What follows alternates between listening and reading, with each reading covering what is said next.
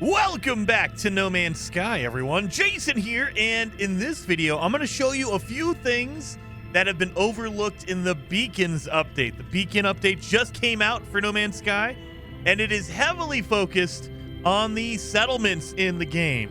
It redoes a ton of them. However, there are a ton of features for these settlements. However, there are some things that you should know about that are in everything. You don't even have to worry about the settlements. So the first thing I want to show you guys is in your options menu. Go to your pause, go to your options, and in the general settings, you're going to notice something different here. We have a vocals volume right there. We also have exosuit voice and player vocalizations. So we have new voices for the game. So you can, if you don't like the suit, the traditional suit is your feminine voice suit. So this is going to be the one that you get whenever you use your suit like this. Technology recharge. That's the voice, technology recharged. However, if you want to change that, you can change it to a more masculine voice. And this is a little bit different. I don't like it, but you might like it. So again, you just go to here. Technology recharged. So that's a whole different voice. That's crazy. And so it just replaces the female traditional voice that we've had for like 10 years in No Man's Sky with a more masculine voice. Technology recharged. That's very, very awesome. But there's also a third option. If you go back into here, you could just turn it off. So the voice never appears. You never hear anything, which is awesome. So if you get irritated or you just don't like the voices at all, you can turn them off. And the same thing goes for the player voice. Now, this doesn't mean that the characters talk now. They don't. This is more for grunts and breathing. Like if you're running, you'll hear breathing in the game. It's very low and you have to really listen for it.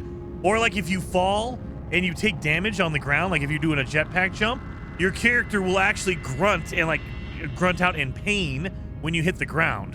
And you can also, the default is a B, is a player voice B, which is more of a lower pitch, more masculine. You can do player voice C, which is more alien, so it has more of like a bubbly sound to it.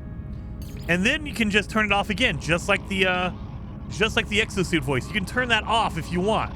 Or player voice A is more higher pitched, more feminine. There you go. So you can do either one you want. So it's by default, it's on B. And you can do all that. Boom. So I like the feminine voice and the masculine voice there. But that's not everything. That's not everything. So along with all the new settlement stuff, we have an overhaul of how settlements work. We're allowed to have up to 4 different settlements. But in addition to all of that, if you go to the back of the Space Anomaly, there is actually a ton of new base building parts, and you don't need to unlock anything. They are here by default. So any character can come back here, and you can unlock your base building parts. Specifically, they are the salvaged roofing and salvaged structure. So these are the autophage. These are the ancient robots that we just got in the last couple of years in No Man's Sky.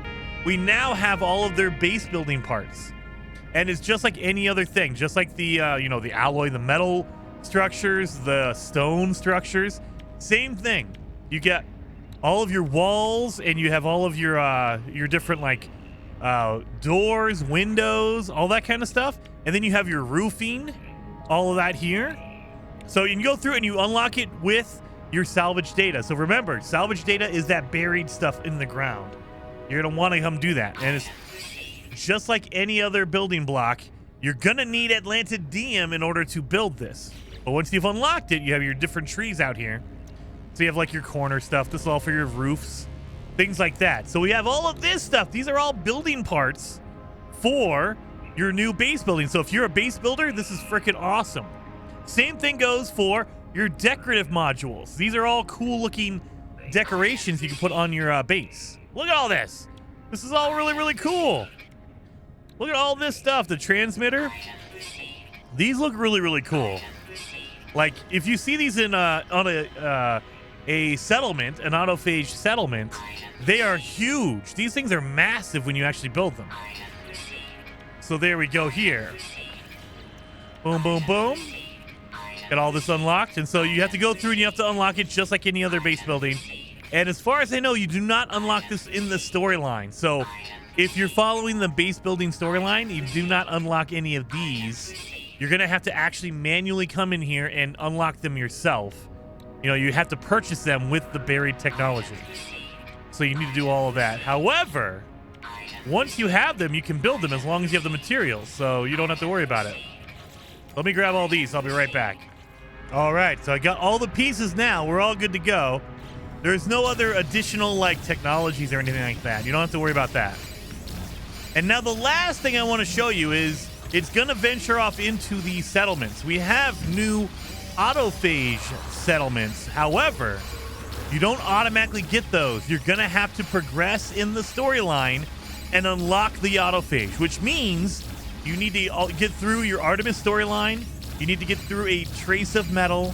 You need to do all that kind of stuff in order to find the autophage. Now, once you do that, they will show up anywhere. And the easiest way that I have found to get an autophage settlement is to literally just go look for the autophage and buy a map. So if you use your polyphonic core, again, you have to be in that part of the game, the end game, to unlock the autophage. So we need to find an autophage camp, which is going to be right over here. Now, once you've located the autophage camp, go there and you're able to buy a chart to find a settlement. A normal settlement map will not find the autophage. Again, this is end game stuff, so it's separate than the normal settlements. So you need to find a autophage settlement map. So let's go down here. And just like with all the other autophage stuff, you need to scan and open it up. Now, where's my kiosk?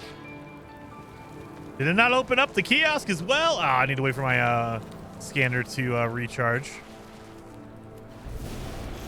There it is. So look for the kiosk that you build your staff in. If you know what I'm talking about, if you know how to build your staff, you know how to get here. And we're going to exchange our void motes. And now we have a new item called the autophage settlement chart. Again, you have to find one of these. So you can't just, if you use a normal settlement chart, it's not going to mark an autophage location for you. It'll just mark a normal one. So we'll grab that and we fire it off. And it will look for a local autophage settlement.